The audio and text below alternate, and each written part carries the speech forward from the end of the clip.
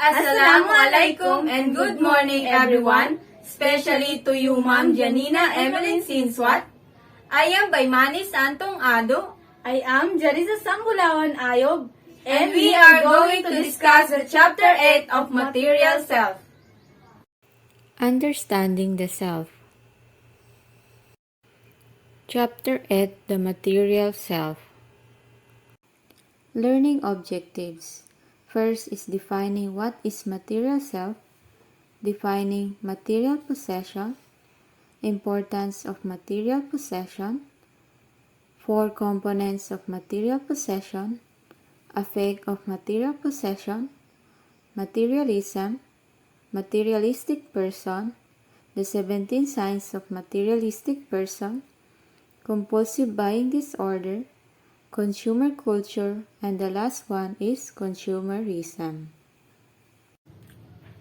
So what is material self? So according to William James, material self is a sum total of all he called his. Not only his psychic abilities, but also his clothes, house, wife, and his children. How does one define the material self? So your clothes, your house, your wife, and your children basically. included then the ancestors and friends, his reputation and works. When we have land, his yacht and bank account. All the things give him the same emotions. All the positions he have, if they wax and prosper. He feels triumphant if they dwindle and die away. He feels cast down, not necessarily in the same degree for each thing, but in much the same way for all. So what he means this is, here is that when you lost your ball pen, you were sad. But you were even more sad when your cell phone broke. For example, in both cases, you felt something but on different levels. So that's what William James says in terms of material self. So, when we talk about material self, basically, we talk about our position, and based on that said that we are what we have. So what this means that what we have, what we buy, what we use can be described as who we are. So what are our priorities, or do we want branded clothes, or are we content with ukay-ukay clothes, or that's describe our personalities. So that's we are what we have. And the next is the material possession. So what is material possession? For some people, material possessions are things that make us happy. Others will argue that material things don't lead to genuine happiness. So, what is the truth behind material possessions, and what role do they play in our lives? It's not as simple as it seems. Therefore, there is a need to distinguish between material things that cost us money and have no real or long-term value, and things that cost us money but are fulfilling and rewarding in the long run. Let's find out the truth about material possessions and whether they can make you content with your life or not. So what are material possessions? So anything that you possess becomes your property, and it is known as a material possession. So it is something you can touch and keep safe for as long as you want. If a person is to attach to his material possessions, he is said to be materialistic. So these people consider things to be more important than people and relationships. They spend most of their time acquiring those things, and as a result, experience failed relationships, deteriorating health, and sometimes depression, and even hopelessness. It has been observed that material possessions bring happiness, which is very short-lived. This is also known as instant gratification, which soon fades away, and once it does, you no longer feel attached to those things. In fact, at times you start feeling depressed and gloomy. And there can be many types of possessions, from things that serves to change our lifestyle to things that boost our confidence and make us more self-assured. We can change our lifestyle without spending a lot of money and boost our confidence by having a rewarding career instead of going for expensive treatment and cosmetic procedure. If you do have money to spend, you could spend it on traveling or doing something you really enjoy, like scuba diving or living in a peaceful environment. Are material possessions important? To determine whether some material possessions are important in your life, you need to draw a line between need and wants. Anything that you don't need and can't afford is not important. But at times there are some things that you need to live a comfortable life, such as a car, your own house, some basic furnishing, and clothes. These things will not be considered as material belongings, although there is no guarantee that they will bring you happiness and satisfaction. Things we want in life reflect our desires, and if we start feeling more attached to these desires, we become materialistic. There is a need to categorize things as important and unimportant so that you can experience happiness in its true sense rather than feeling pleased or bliss for only for some time. At the same time, some material possessions might have an important place in your life. For example, your engagement ring or something that reminds you of someone special in your life. So, what are examples of material things?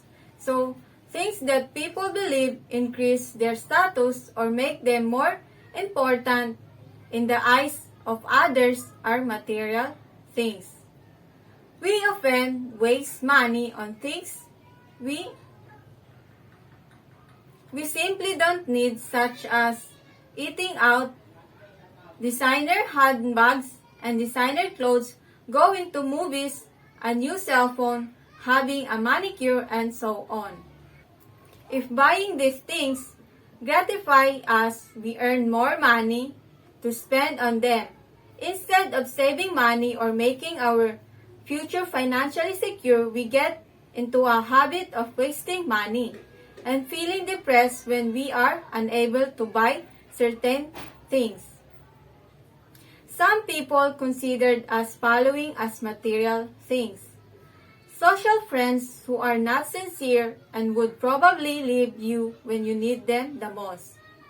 The second is a halfway their spouse who doesn't love, value, or respect you and take you for granted. The next is external things that make you feel good about yourself. Next is opinions that you acquire only to put others down whenever they get a chance. Next is an excessive amount of anti-aging products and cosmetic procedures to defy your age or hide your flaws. The next is expensive belongings that only make you more worried about how to take care of them. Instead of these things that only bring momentary happiness, you can replace them with a true friend, a partner that values you and holds you dear, and be more productive than focusing on impressing others. Take time out for relaxing or going on a vacation with love. One, spend money on these things instead of building things that only make you more worried and anxious. So the next is, do material possessions bring happiness? Well, when we are able to distinguish needs from wants, we find out that things that brings happiness are certainly not our desires, but things we absolutely need in life to feel self-assured, important, valued, and relieved. We simply don't need things that would save us from social judgment or limit our thoughts to a certain level. We need to be free from all types of pressures that force us to buy things that we don't require. Materialism is discouraged also because it harms our environment and makes us less sensitive to those around us. So we are less likely to help others simply because we don't have time and we are not empathetic.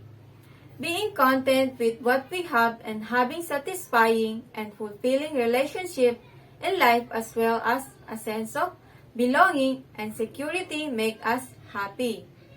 People often mistakenly link certain material possessions to happiness, but the truth is, these things only bring us a temporary feelings of gratification after which we either become insensitive, depressed, or anxious.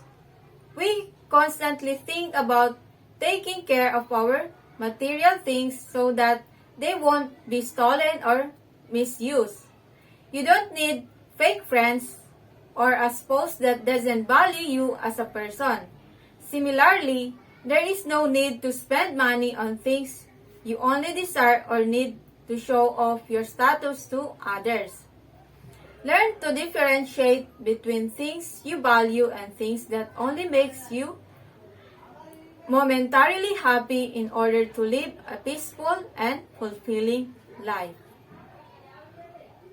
So, in terms of material self, basically it's composed of four things of different layers of material self. The outermost of the layer is our home. And then we have the immediate family, we have our clothes, and then we have the body. The The four components of material possession is, let's start with the innermost layer or innermost part of our material self, which is our body. Intentionally, we invest in our body. Why? Because we are inextricably linked to this commodity. We cannot live without our bodies. So, we are nothing.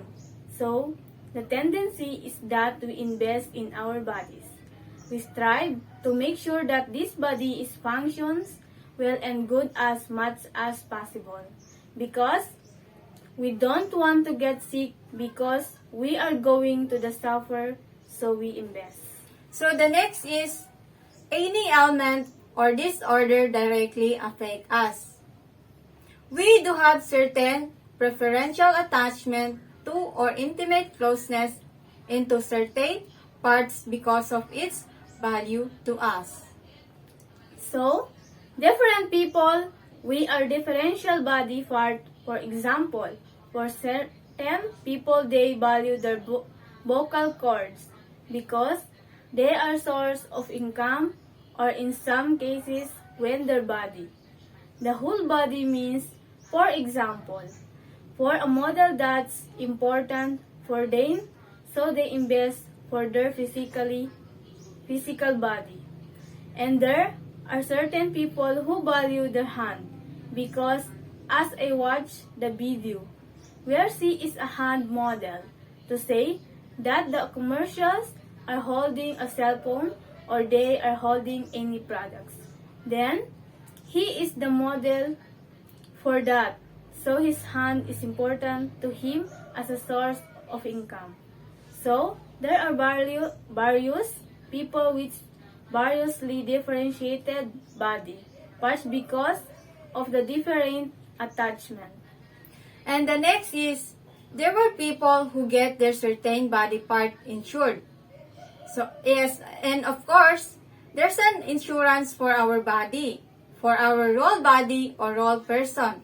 But there are certain people who get their certain body part and insure for it. And for example, Celebrities like Mariah Carey reportedly insure her vocal cords and legs. As reported, her legs were insured for 500 million pounds, and Rihanna's legs were insured for 1 million pounds. This is according to some reports, but nothing has been confirmed, so that's why they value their bodies. and that's the first components of our material possession. The next is clothes. The style and brand of clothes become a symbolic significance. The fabric that we want and the style of clothes we wear bring sensation in our body and can affect our attitude and behavior.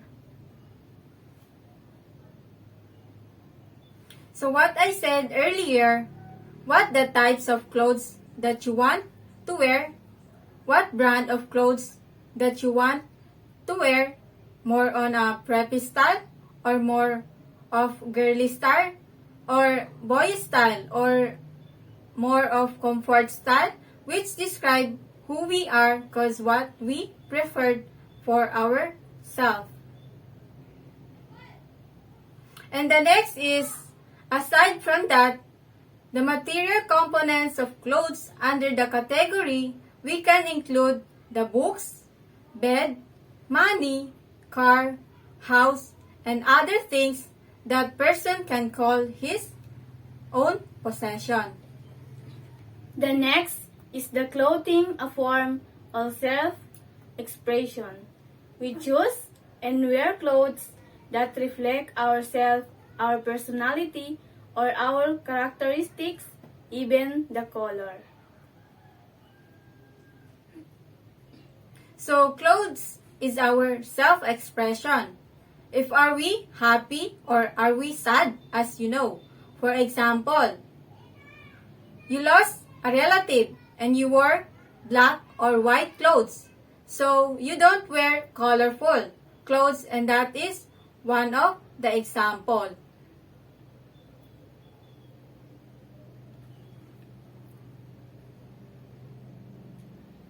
The next is, do you agree?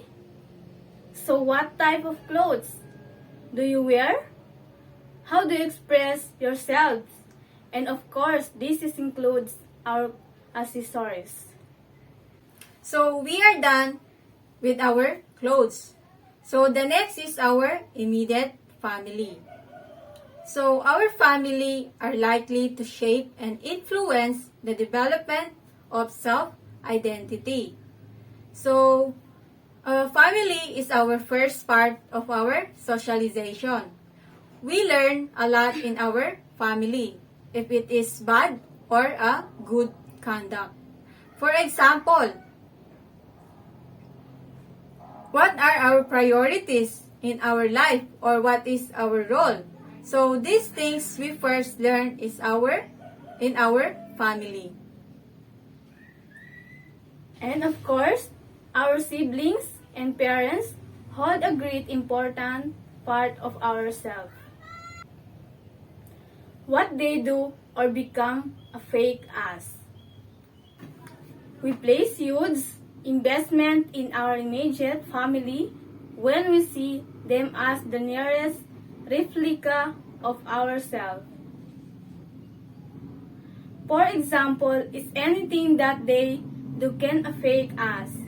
For instance, your sisters are pregnant and you know in the Philippines, the CCTV here in the Philippines is they called Marites, and they were gossiping about your sister's pregnancy. Then, Think like that the Marites persons. Another is that sometimes with our friends and where we are going to buy. They ask who your parents are or if you are a grandson of Adu or something like that. We are usually associated with our family, especially in the Philippines. So the next is when an immediate family members dies, part of ourself dies as well. When their lives are in success, we feel victorious, as if we are the one holding the trophy. For the example is, a year ago, when my sister is one of the cum laude in MSU Maguindanao, all of my families are proud because as a family, we are so proud of what my sisters got, a trophy, which is being a cum laude. And as a family, we are so proud of what my sisters got. And the next month, a few months later, we hear that she had passed her board exam as a social worker. And as a family, we are so proud of what my sisters achieved. And that is the one trophy that she's holding. And it is the same for us achieve as part of the family. In the failures, we put or to shame or guilt. When I said earlier, for example, is your brothers are in jail or your brother are put in jail because of on illegal gambling, things like that. The next is when there are in a disadvantageous situation, there is an urgent urge to help. For example, our family had a fight with a neighbor and we had to help our family. It's exactly like that. And also pets code also symbolically define a person's identity. And they are also considered as immediate family could be an expression of one's social status, pride, and prestige. And the next is home. Home is where the heart is, they said. It is earliest nest of our selfhood. Of course, when we were born, we had many memories in our home. Our experience inside the home were recorded and marked on our particular parts and things in our home. So, as an example, when I experienced when I was a child, my sister made height measurements at home so they knew if we were getting taller or not. Or sometimes, our pillow is the night we hug, and that is part of our memories. Or sometimes, we hide in the house to play. There are parts of our home that manifest our good or bad memories. And there are parts of our home that reflect our personal experiences. And many more memories will form in our house. All our memories from home are imprinted in our mind. That's why home is one of the most important things in our lives. The next is just like the saying, if all only walls can speak. So, it means that our house has already seen a lot of our personal things, events in our lives, in our home, or the bad things that happened to us when we were a kid. And those we don't have the video, but the world knows what happened when we were kids, things like that. And the next is home is thus an extension of self because it we can directly connected our self. So Of course, the house is directly connected in our lives because house is one of the that we can value because it is connected in our self, and we are so many memories in our house that we cannot forget about. And that Is is the four components of material self that we have: body, we have clothes, we have immediate family, and last is we have home. So we are done for the four components of material possession, and we will proceed for the effect of material possessions. So first is, regardless of how much or how little materials possession peoples have, they are interested in material possessions. So it means when we are admitted or not, we are interested in material possession because in some cases we need it. We use our home. We need the roof above our head. We need our clothes, especially in a cold places. Things like that. And the next is, possessions can be used as status symbols like cars, house, gadgets, and clothes are the most valuable possessions because they are the most visible in the eye of the others. So, some cases where there are people, they can afford to buy a watch worth of millions, and downside, however, it is because of the most visible. And some people actually buy things that they cannot afford using credit cards, for example. They cannot pay therefore, and our people want to update the types of his iPhone, just like I want to have an iPhone 13. And sometimes there are people who joke that they will sell their liver just so they can buy a new iPhone. And that is the effect of material possessions in our self-worth. Like, the more expenses for others, the more the other people are impressed to you. Things like that.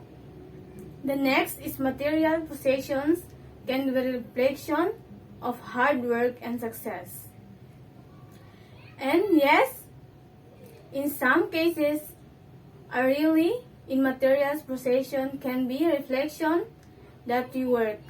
For example, we work outside our country, then we invested in our house, and then we work hard for 5 to 7 jobs that we enter just to save, and in some cases material possession.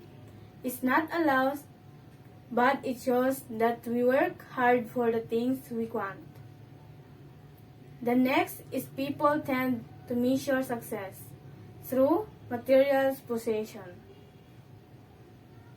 So sometimes we are measuring a person's success based on what we have, and we differ in priority in terms of material possession.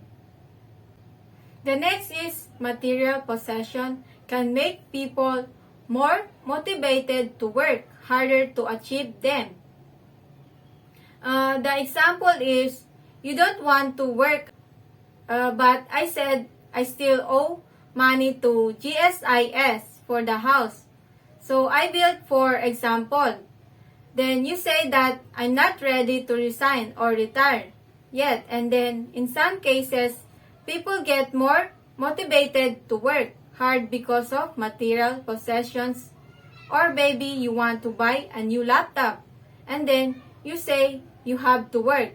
So I need to extra income and I need to work harder. So I have to work overtime because you want to buy something and you have the motivation to do that. Defining the self by material possession can also contribute to the feeling of well-being, including a sense of personal growth or purpose of meaning of life.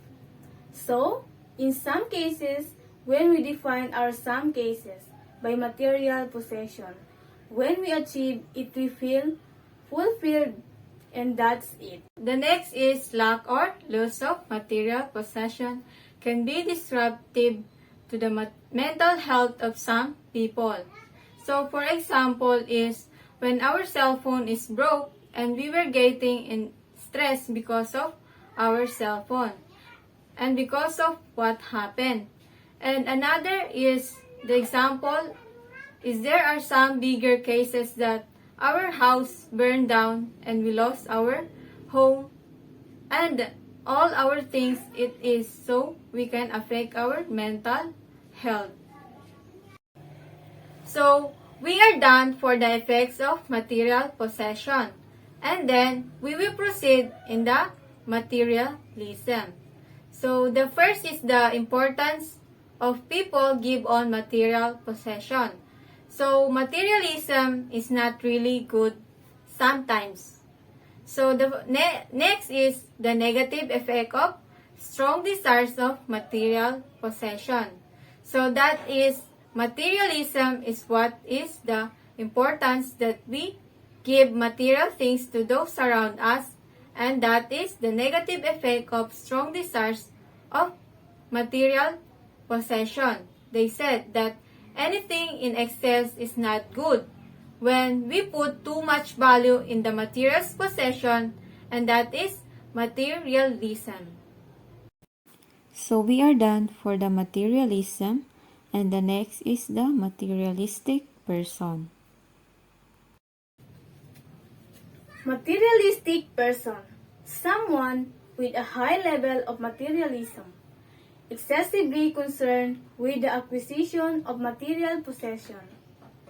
Rich and have a lot of money because they are the higher they have, the higher level of material, or they are materialistic person.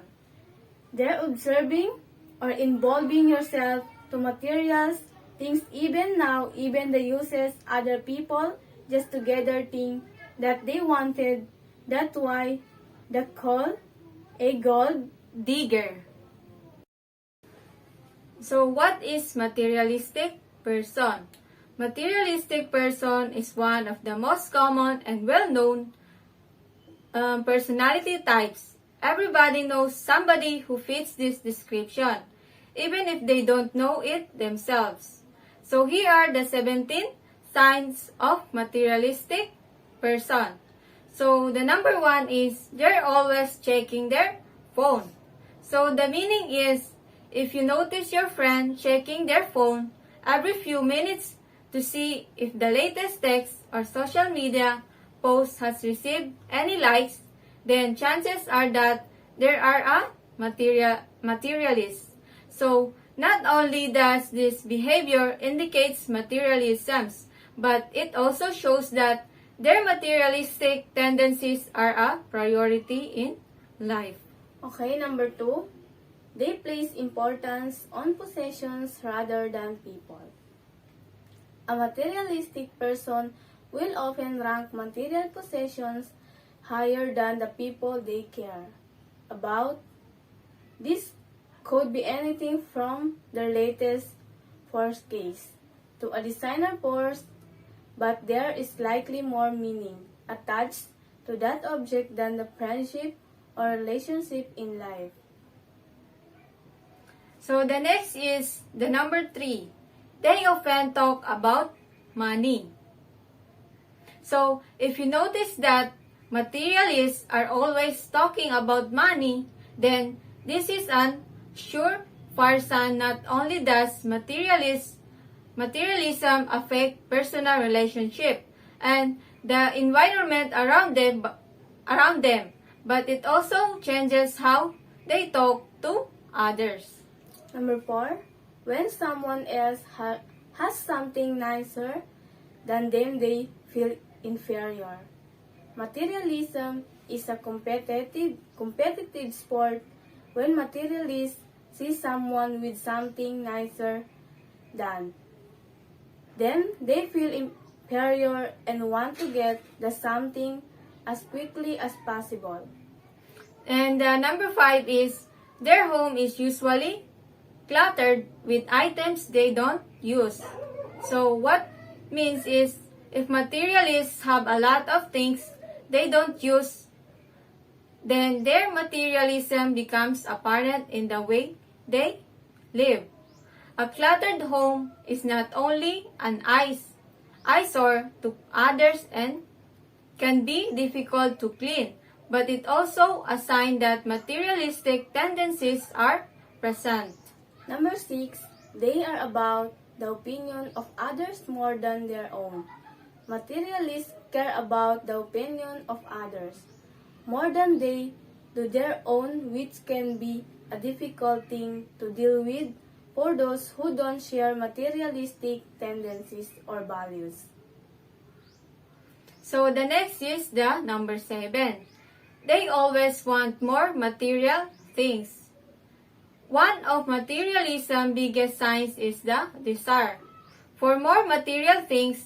No matter what they already have, materialism often starts out small and leads to bigger purchases, eventually turning into a never-ending cycle where materialists are always looking for more.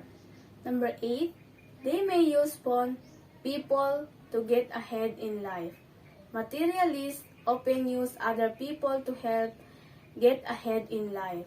This could be through materialistic means such as asking for a favor or gift in exchange for something they know the person wants. But it can also simply be talking about their material possessions and status, symbols around others who might not have those things. The next is the number 9. They don't seem to have a genuine sense of identity and purpose. So the meaning is materialism can make materialists feel like they don't have a true sense of identity or purpose in life. They could get wrapped up in the identity of others or how they would like to be perceived by others. Next, number 10, they share their material possession on social media. Materialistic people often share their material possession on social media. This way, they can show off to others and feel like a part of the look at me culture that present in society. The next is the number 11. They constantly brag about what they have. So the meaning is materialists often brag about what they have through materialistic means such as posting pictures of their latest purchase or status symbol on social media and talking about it all the time. Number 12, they have no problem spending money they don't have. Materialists often feel like material objects are more important than people in life. So, if materialism becomes an addiction, then they may have no problem spending money they don't have. The number 13, they don't seem fazed by the negative effect of materialism on society and themselves. So, when materialism starts to have an effect on others, people and social issues, materialists often don't seem to be fazed by it. Next, number 14, they feel entitled to material things. A materialistic person can easily start feeling like they are entitled to material things and should be compensated for their work in some way, no matter what the cost is to them or those around them. Materialism has a sense of entitlement built into it because many materialists believe that people with more money deserve even more material things. 15. They can be competitive at times. So, they will often compare themselves to others and try to one-up them by buying material items that they don't need or can afford in order to make themselves look better than the other person. Number 16, they often have materialistic tendencies from a young age. Materialism can often start When people are younger with materialists, not knowing they were materialists until later in life. Material objects may be given to them by older generations, or the code's simple be materialistic influence that led towards this way of thinking and acting. So the last but not the least is the number 17. They don't seem content with what they have. So materialists often lack contentment with material things in life because materialism is always about wanting more. So they could be discounted with what they have now or even feel like it's not enough to show off their material status. So that means it is important to understand the sign of materialism so you can avoid it in your own life. So we are done for the 17 signs of material possession, and we will proceed for the compulsive buying disorder. What is compulsive buying disorder? Compulsive buying disorder or onyomania is characterized by an obsession with shopping and buying behavior that causes adverse consequences. According to Kellett and Bolton, compulsive buying is experienced as an irresistible, uncontrollable urge, resulting in excessive, expensive, and time-consuming retail activity, typically prompted by negative affectivity and result in gross social, personal, and or financial difficulties. Most people with CBD meet the criteria for a personality disorder. Compulsive shopping may be considered an impulse control disorder, an obsessive compulsive disorder, a bipolar disorder, or even a clinical addiction depending on a clinical source. Emil Kraepelin originally described onyomania over a century ago, and he and Luller both included the syndrome in their influential early psychiatric textbooks. However, later interest was taken in CB until the 1990s, and even in the 21st century, compulsive shopping can be considered a barely recognized mental illnesses. CBD is frequently comorbid with mood, anxiety, substance abuse, and eating disorders. People who score highly on compulsive buying scales tend to understand their feelings poorly and have low tolerance for unpleasant psychological states such as bad moods. Onset of CBD occurs in the late teens and early 20s and is generally chronic. CBD is similar to, but distinguished from OCD, hoarding, and mania. When shopping becomes an addiction, many people love to shop and get a good deal. But does this constitute compulsive buying? What differentiates regular shopping versus a more traumatic behavior is impulse control. To have a diagnosis of compulsive buying disorder, there has to be some sort or functional impairment. The person spends so much time looking for sales that it interferes with their daily activities, says Dr. Fraser. For instance, they do not pick up their children from school, or they do not take a shower because of fear they will miss a flash sale. For the compulsive buyer, the act of making a forecast is a way to deal in distress. When the forecast is made, they get a rush of joy juice. Dopamine, it rushes to the brain and it makes the person feel better, he says, but the pleasure felt from shopping is very short-lived. It is not a long-term solution for managing stress. The person gets a blip of pleasure, it wears off and then they have to buy again. They end up in a cycle and then it becomes compulsive. It's not about needing it or wanting it. It becomes about the behavior. If a person is diagnosed with compulsive buying disorder, or if someone is concerned that a family member or friend has this condition, what can be done?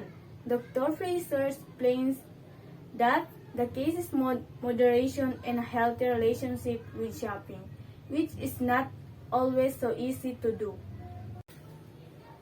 So, treatment for compulsive buying disorder includes cognitive behavior therapy, which has been found useful as it gives people skills to manage the compulsion and to deal with distress. It can also be treated with anti-craving medication that reduces the urge to engage in compulsive behaviors. Some self-help groups exist such as Debstores Anonymous, which is modeled on the 20-step program of Alcoholics Anonymous. A solution can include taking away credits and debit cards and limiting access to money. But Dr. Fraser says that many people will not agree to this. They do not like the external control because they find it humiliating, but sometimes it necessarily, since the behavior is compulsive and it is hard to control. Compulsive buying is not limited to people who spend beyond their means. It also includes people who spend an inordinate amount of time shopping or who chronically thinks about buying things but never purchase them. Promising treatments for CBD includes medications such as selective serotonin reuptake inhibitors and support groups such as Debtors Anonymous. The terms compulsive shopping, compulsive buying, and compulsive spending are often used interchangeably, but the behaviors they represent are in fact distinct. One may buy without shopping, and certainly shop without buying. Of compulsive shoppers, some 30% describe the act of buying itself as providing a buzz, irrespective of the good for case. CBD often has roots in early experience. Perfectionism, general impulsiveness, and compulsiveness, and the need to gain control have also been linked to the disorder. Compulsive buying seems to represent a search for self in people whose identity is neither firmly felt nor dependable, as indicated by the way forecasts often provide social or personal identity markers. Those with associated disorders such as anxiety, depression, and poor impulse control are particularly likely to be attempting to treat symptoms of low self-esteem through compulsive shopping. Others, however, object at as psychological. So, explanations for compulsive buying do not apply to all people with CBD. Social conditions also play an important role in oniomania, the rise of consumers' culture contributing to the view of compulsive buying as a special postmodern addiction. Readily available credit cards enable casual spending beyond one means, and some would suggest that the compulsive buyer should lock up or destroy credit cards altogether. Online shopping also facilitates mania with online actions addiction, used to escape feelings of depression or guilt, becoming a recognizable problem. And that's it. The next is the psychological dysfunction or impairment in functioning caused by a strong desire for material possessions. So we are talking about our strong desires to shop even if we cannot afford it anymore because of that compulsive buying disorder. We want it even if we don't have enough money for it, even if we can still borrow just to buy it. So our best limit talk about CBD is basically we talk about how we have a strong desire to even not afford anymore. Like we want it but we don't have enough money for this. They are characterized by an obsession with shopping and buying behavior that causes adverse consequences. And the example is debts. And our purpose is to show that there are people who believe in obsessing themselves or obsessing themselves. They continue to buy things for themselves that they may not be able to afford.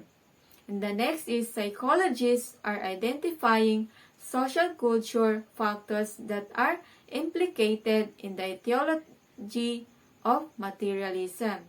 Like for example, in the Philippines, a lot of people who are really poor are just left behind because of people pay more attention to the person who is rich, or they recognize that person more because there is no equality.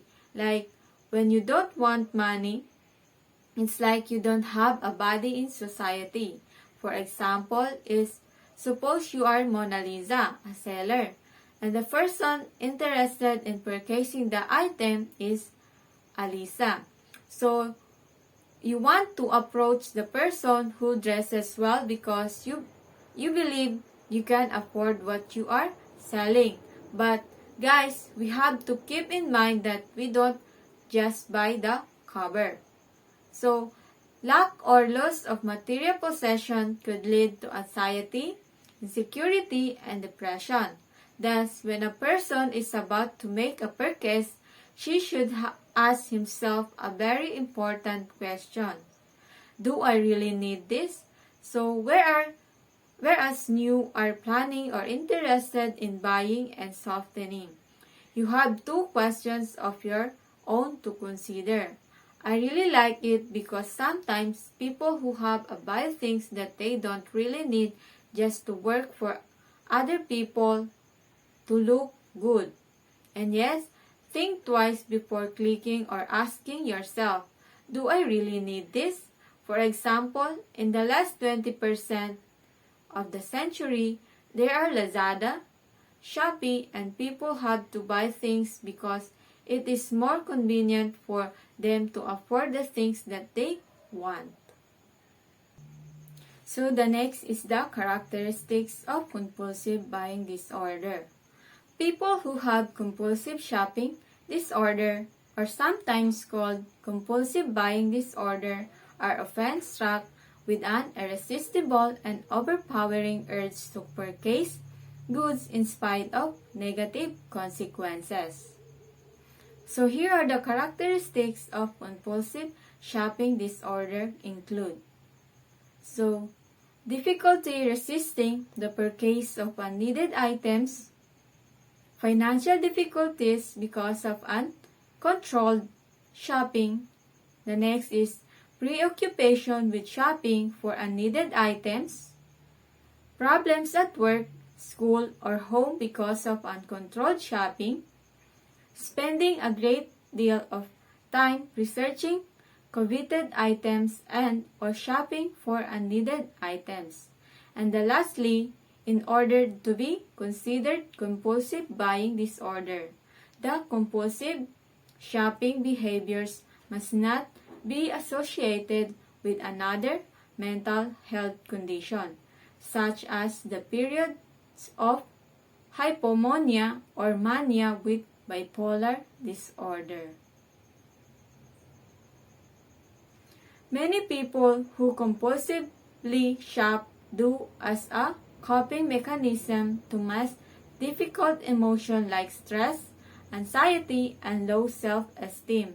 But shopping only provides temporary relief from their struggles, their inability to control their shopping. Eventually, commonly leaves them with an overwhelming sense of guilt and shame. So we are done for the compulsive buying disorder, and the next is the consumer culture. Consumer culture. Consumer culture is a social system in which consumption is dominated by the consumption of commercial product.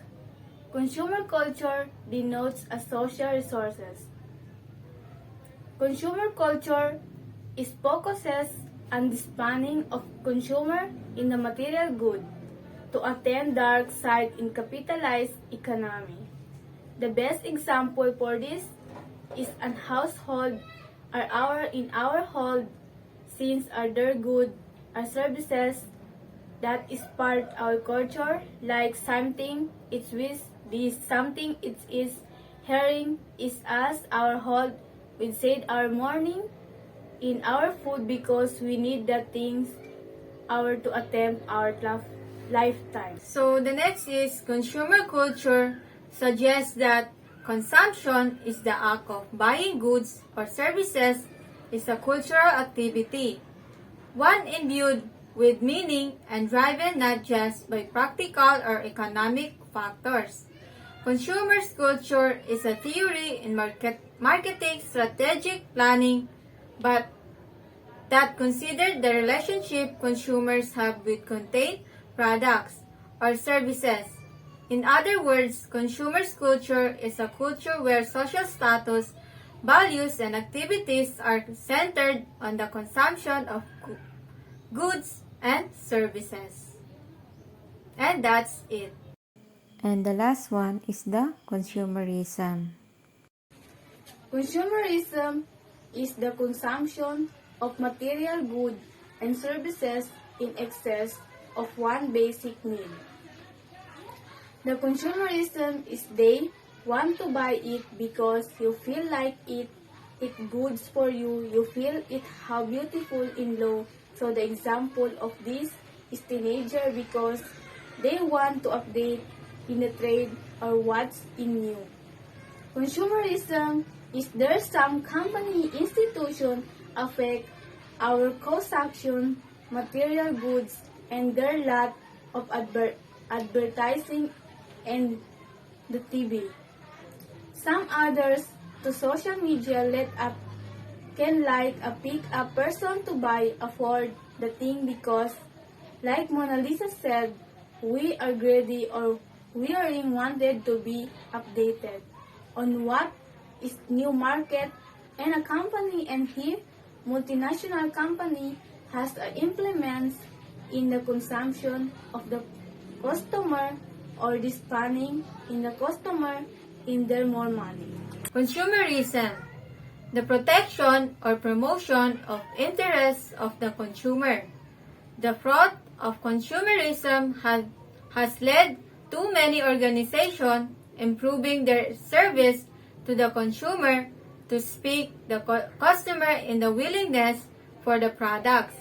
And therefore, consumerism is these ingredients of the organization, institution, company towards the consumer by improving their products are in nothing there for the consumer to speak to the services or the goods.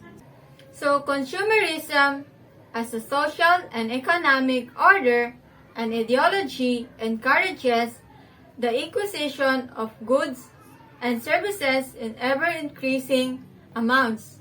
Early criticism of consumerism occurred in 1899. in the works of Thorstein Veblen. Veblen's subjects of turns of the 20th century came to fruition by the end of the 20th century through the process of globalization. In the domain of politics, the term consumerism has also been used to refer to something quite different called the consumerism movement, consumer protection, or consumer activism, which seeks to protect and inform consumers by requiring such practices as honest packaging and advertising products, guarantees and improved safety standards. In this sense, it is a political movement or a set of policies aimed at regulating the products, services, methods, and standards of manufacturers, resellers, and advertisers in the interest of the consumers. In the domain economics, consumerism refers to economic policies placing emphasis on consumption. In an abstract sense, it is the collection of consideration that the free choice of consumers should strong orient the choice by manufacturers of what is produced and how, and therefore orient the economic organization of a society. From fair producer, especially in the widest sense of the term. In this sense, consumerism expresses the idea not of one voice, but of one contribution of people to society. And that's it. And that's the end of the discussion, and thank you and wassalam.